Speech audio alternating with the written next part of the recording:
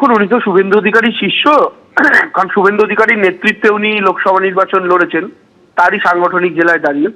তো শুভেন্দু অধিকারীর শিষ্যত্ব ভালোভাবেই তিনি অনুধাবন করেছেন এবং তার রঙে নিজেকে রাঙিয়েছেন বোঝাই যাচ্ছে। শুভেন্দু অধিকারী যেমন গত 5 বছর ধরে এই ডিসেম্বরে সরকার পড়বে, এই হাড়ি ভাঙবে, এই বেলুন ফাটবে, এ তো বহু বলে এসছে এবং প্রত্যেক বছরই ডিসেম্বরে একবার করে ডেডলাইন দেয়, সরকার নাকি পড়ে যাচ্ছে। তো এই যে শুভেন্দু অধিকারীর বক্তব্যের ধরন বা বক্তব্যের ঘরানা, সেটাকে মেনটেন করছেন যে তিনি একসময় যে জায়গা থেকে সাংসদ ছিলেন তারই জায়গায় তার স্থলাভিষিক্ত হয়েছেন যিনি, অভিজিৎ গঙ্গোপাধ্যায়, তারও একটি বক্তব্য। তৃতীয় বক্তব্য হচ্ছে, অভিজিৎ গঙ্গোপাধ্যায় যে এত কথা বলছেন, তিনি যে কদিন আগে প্যাটিস কাণ্ড থেকে শুরু করে বিভিন্ন বিষয় নিয়ে বিজেপির বিভিন্ন নীতির বিরুদ্ধে মুখ খুলেছিলেন, তখন বিজেপি নেতৃত্ব কি তার কথা শুনেছিল? বিজেপি নেতৃত্ব কি তার পথ কথার সম্মত, মানে তার কথা অনুযায়ী পথ চয়ন করেছিল? করেনি তো, উল্টে তাকে চুপ করে যেতে ইন্টারনালি নির্দেশ দেওয়া হয়েছিল।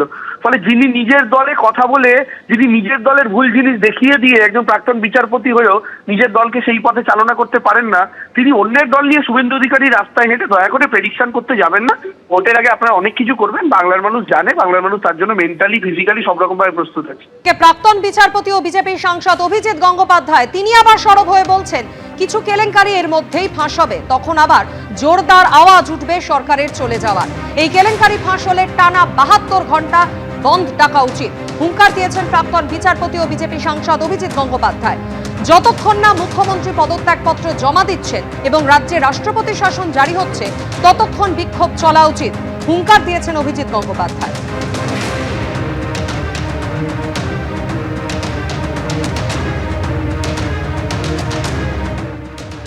কিছু কেলেঙ্কারি এর মধ্যেই ফাঁস হবে,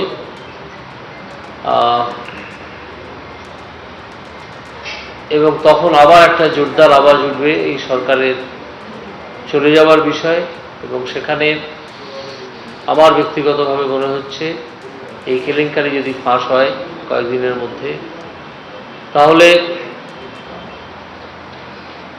আমার মত এই, যেটা আমি প্রকাশ করেই দিচ্ছি, যে টানা 72 ঘন্টা বন্ধ ডাকা উচিত সারা পশ্চিমবঙ্গে।